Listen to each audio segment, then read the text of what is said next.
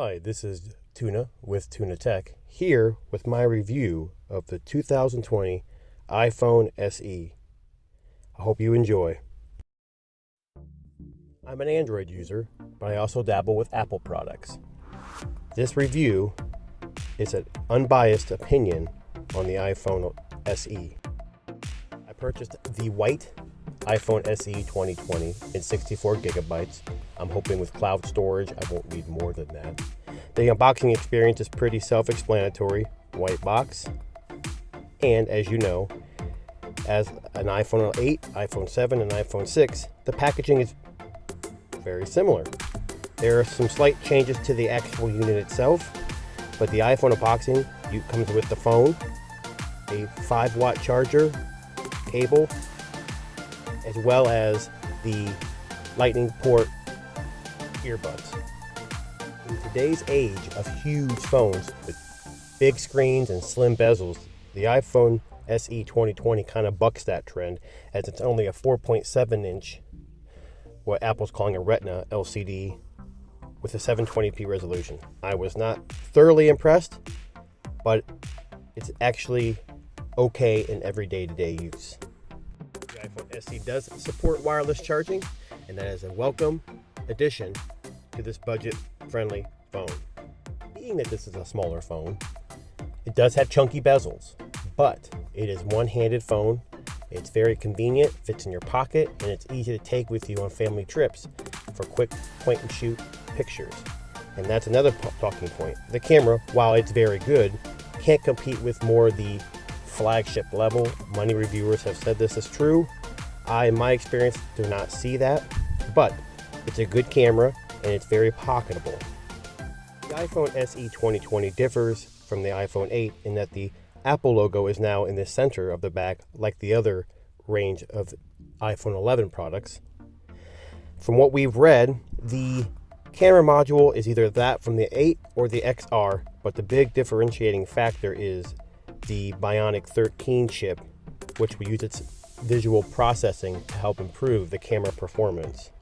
You're going to see some video playing. It's 4K 30 frames, which uses iPhone's HDR, and here are a few examples of some pictures I snapped with this beautiful phone. The phone takes great photos, they have good dynamic range, and it even has portrait mode, but only with human subjects, not plants or animals. Like I said, I dabble with Apple phones and products. I don't always have an iPhone. One thing I don't really enjoy about the iPhone is the OS. I know a lot of individuals will disagree with me on that, and you can leave comments if you want. It's a very simple OS, and it works really well. I enjoy Android.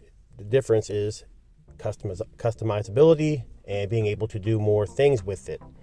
With that said, the average consumer is going to love iOS. It's simple and easy to use. You have updates for years and years with this phone, having that it's got a newer processor in it. So that's the one big differentiating factor between Apple and Android as well, is the ability for it to have updates much longer. So if you enjoy small phones, updates for 4 years minimum, this could be the phone for you. So should you buy this phone? If you want an iPhone and don't want to spend $1,000, this is for you. If you're an Android enthusiast, you're not going to like the small bezels and the compromises that it makes in those areas. But if you're an iOS, Apple user, and you want a small phone at a cheap price, this is the phone for you. I don't consider myself an average consumer of technology. I enjoy having lots of phones. As it speaks right now, I've got about 6 phones, range of prices and different devices. So to me, this phone is not something I can carry or keep on a day-to-day basis. But like I said in the past, this is an average consumer's phone. You can get an iPhone for under $500 with a great processor, a decent camera. If you can get by with the few compromises that this phone does bring to the table, like a smaller screen, chunky bezels, you do have Touch ID, which a lot of people enjoy, as opposed to Face Unlock. I know people bring about the mask situation, not being able to use Face Unlock. That is an issue. So with that being said, for the average consumer, this might be the perfect phone. Now for my Tuna score. I give every phone a rating on a scale of 1 to 10, 1 being the lowest and 10 being the highest. Here are the numbers and the score for the iPhone SE 2020. So in closing, this is fun for you. On a scale of 1 to 10, I gave the screen a 5, sound a 5, camera an 8, performance a 9, battery a 7, extras a 6, software a 7, cost value definitely a 10, overall 6.3.